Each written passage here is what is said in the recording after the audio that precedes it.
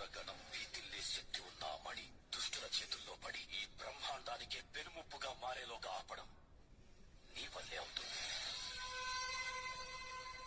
నేనొక్కడిని ఎలా ఆపగలను?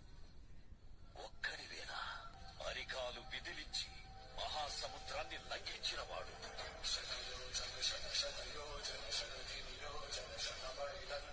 రాక్షస సైన్యాన్ని మట్టుబెట్టి రావణుడి సింహాసనాన్ని కంపించిన వాడు,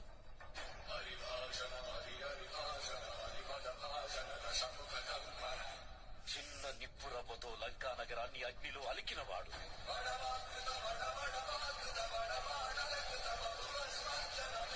త్రేతాయుగంలో రాముడి నీడయ్యాడు,